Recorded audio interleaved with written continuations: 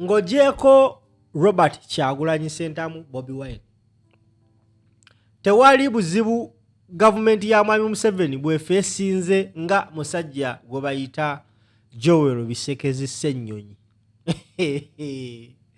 Olwaleero mu Parliament abafuukidde akayinja mu ngatto kyentegeeza as in shoe stone in the shoe. Vuga video nkunyumize nga sinnakunyumiza lugendo olwo oba lugambo olwo bampita kali lugambo Pro Max Simple MC. Nyongera okusaba gwa ndaba ampagidde ebbanga lya myaka 10 wano ku mutimbagano nti bazzukulu ba Kagodo twakoze business bagiyita Zaid Lighting Store. Twekutte akatono ke tulina nga tetubbye nga twesonze ne tusuubula amataala tusaba mujje mutuguleko bannaffe. Oyina amakago gali kwoleka, oyina apartments, oyina essomero, oyina factory, tulina amataala aga buli kika. Jango tuguleko amataala, business tugigaziye, twayongeddeko ne waya mwe aba electricians banaye mujje mutusuubuleko waya, mujje mutuguleko waya. Kati buli kimu kiggwa kasito tuka wali ku Zaid Lighting Store. Buli kimu kasa kiba electrical appliance tukimala. Banaye mujje mutuwagire ngenda kubamba linze. Ayagala okumanya ebisingawo kuba ku simu z'olabawo wansi. Bataata ba mama ngenda kubamba linze. Kati nonno njagala otambuze video kuba tusimbudde. Nziramu okugamba ng'oggyeko Bobi Wine tewali buzibu government ya Museveni bwefunye bulala nga omusajja gwe bayita Joel Bisekezi Ssenyonyi. Olunaku olwaleero mu Parliament atankudde olutalo lwa African Cup of Nation.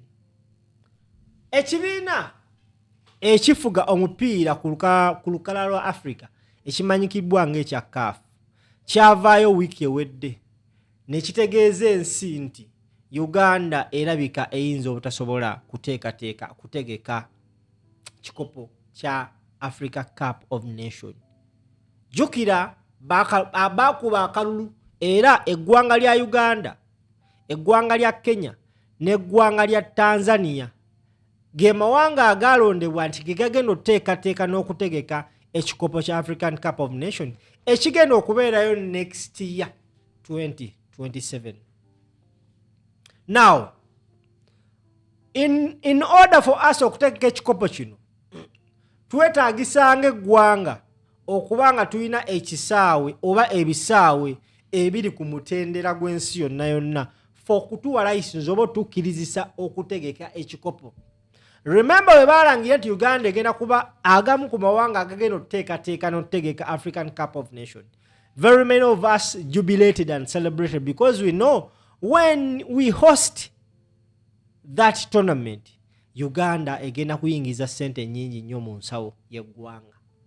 Era abantu bangi nnyo bemmanyi bakyali bange yogayoga bakkirire hoyima ne bagula amataka ne batandika ozimba abamuzimba motels abala bazimba hotels nga bakimanyi nti sure deal tugenda kuba sente. Abasinga essaawa zino ebyenda bibeetokota olwawulidde kaafu yaleese ttiimu yayo okukola save ku kisaawe kye baagamba kye baamaliriza ekyehoyima kye baateekamu ensimbi buwanana. Kaafu neekatutema nti temusobola kutegeka Africa Cup of Nation. Ekisaawe kino kifu nnyo.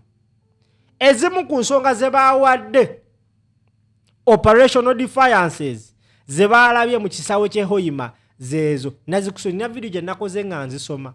Naw olunaku olwaleero Joel Ssenyonyi aze mu Parliament. Jukira Speaker wa Parliament munansonyiwa mbadde nzigyeko naye kale kanzigulewo. Speaker wa Parliament muganzi w'omusajja akulira omupiira mu Uganda Magogo Hashim. Kati Joel Ssenyonyi alese ensonga eno nga kubba ebinyonyi ebyo bibiri n'ejjinja eryo limu. Njagala olya Joel Ssenyonyi presentation gyawadde ku nsonga za Uganda obutategeka Africa Cup of Nation. Remember, his main job mu Parliament, job nambali moja, is to keep government in check. Era omusajja ono omulimu agukoze. ndowooza bawulira essanyu ng'ekisanja kiweddeko. Njagala owulirize ebigambo bya Yoweri Ssenyonyi. Tukomewo. Madam Speaker, the matter I want to raise, it's highly tethered to this House, and that's why I seek your indulgence that we get some procedural guidance from your chair, but also from government. Uganda, alongside Kenya, is preparing to co-host the 2027 Africa Cup of Nations, AFCON. And preparations have been in high gear for quite a bit of time. Parliament, Uganda, Kenya and Tanzania, Parliament has been appropriating money. This financial year, the next financial year, we have seen proposals. Why? Because this event presents significant opportunities for regional integration, tourism growth, and economic boost, infrastructure development, etc., etc.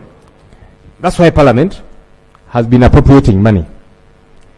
As we speak, Right Honourable Speaker, there's been a lot of talk in the public domain. I'm sure you have encountered that, especially after the CAF report. We have not met the CAF requirements, including the Category 4 requirements that are very pivotal after inspection. Hoima City Stadium, government expenditure is so far estimated at nearly 500 billion shillings so far. But government has nearly 500 billion shillings that government has injected in this project. This stadium was completed and officially commissioned in December of 2025. But despite this commissioning of the project, technical assessments reveal the stadium does not yet meet CAF operational standards. And yet government completed and commissioned the stadium. Nambole Stadium, to which government has committed approximately 346 billion shillings to its renovation. Again, this stadium continues to exhibit major compliance gaps relative to CAF Category 4 standards. Akibua Stadium, which you have just talked about, Right Honourable Speaker, the estimated project cost is 470 billion shillings. But we understand construction progress is currently at about 30%. And yet it is one of those being looked at for AFCON, which is next year, around the corner. Training facilities at Makerere University, Chambogo University, Wankulukuku Stadium, they remain below the required standards for operational competition, international competitions.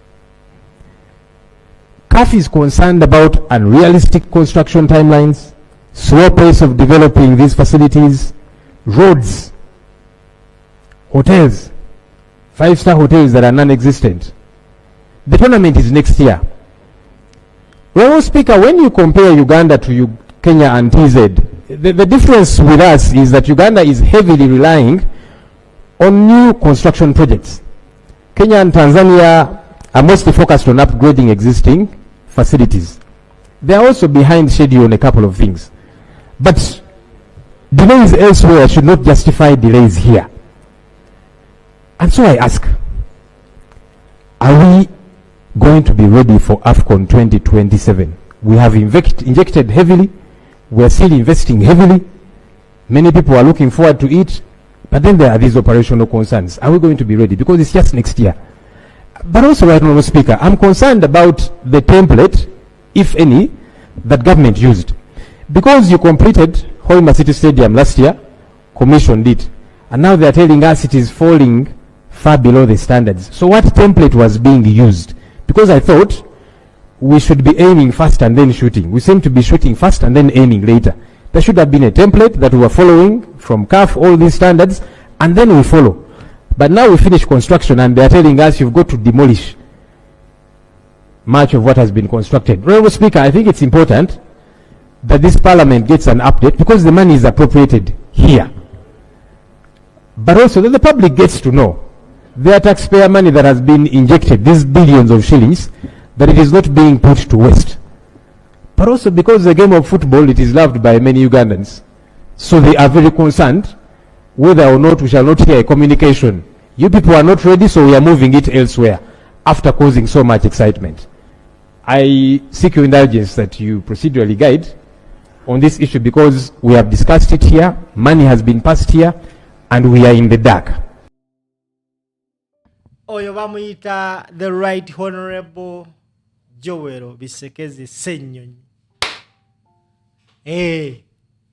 Naye gwe ng'okimanya abasajja baspenize almost a trillions plus okuteekateeka ebisaawe ebyo. Naye abasajja baakatutemye. Ekisaawe ky'e Namboole. Muyinza ogamba simple neeyogeza. Kanoonye waneeno balaga abasajja kye baakozesa. Ekisaawe ky'e Namboole abasajja baakirabe nga total trash. Ate kye ekyakibwa tebaatawaanye na kigendamu. Kambalage waneeno muyinza ogamba nti kasimple keeyogeza nnyo akaana ako simanya kalinganga akasimatuka kunsa ate biki ninamu katono bane munansonyiwa katono nnyo. Njagala mbalage ezimu ku nsonga ze bawadde ku kisaawe ky'e Namboole. Ekisaawe kyo tuba tulinanga gali kwoleka yaffe. Yes, kaakano nkafunye waneeno. Omanyi kati mmwe bannayuganda muddawo ne mulowooza nti ffe tetwagala gavumenti. No bannaye, gavumenti yaffe tugyagala. Naye tuwagala ebintu ebiri ku mustawa. Kwalaali mugibba.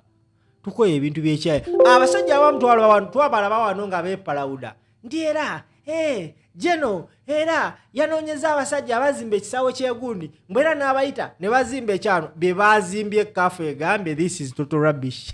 It's just a matter of time. Now, laba abasajja kye baatukoze. Abasajja olwamaze ekisaawe kyaffe eky'e Namboole. Zijjukire mabegakaawo Anita Mongo yatuma commissioner omu Mathias Mpuga agenda alabe emirimu bwe gitambula. Commissioner n'amugamba ekisaawe emirimu gitambula mulaala.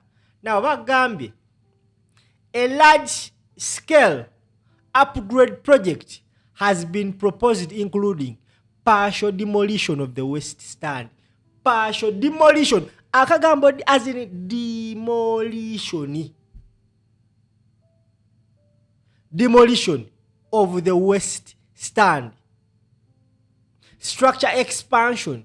Roof replacement. Ebbaati lyonna eryawagulira Namboole lirina okugibwako. Naye nga Joel Ssenyonyi akusomedde essente obuwanana n'obuwanana obwatokomoka ku mulimu guno. Naye bannange twalya ki? Chances za Uganda obutategeka ku mawanga agenda otegeka Africa Cup of Nations nyingi. Era nkugamba ebigambo bino singa Rwanda bale talina issues ezo eza sanction na biki Rwanda esobola tuliyako deal eyo. Like seriously, because they are more serious than us. Njala kubuuza goloza ensonga zino zita mu ministry ki mu comment section. Ate mungamba ni ministry y'omufu nze simumanyi omufu bane mundekeze nerangire Zaid lighting store abazukulu ba Kagodo twakoze business. Twagala mutuwagire tutunda amataala bannayenze we sitalangira wano sigenda langira walala because yemwe abagenda okumpagira kwalaali. So muje mutuwagire. For more information, call ku numbers eziri awo wansi tujja batubalinze. Mubere bulungi muyelaba.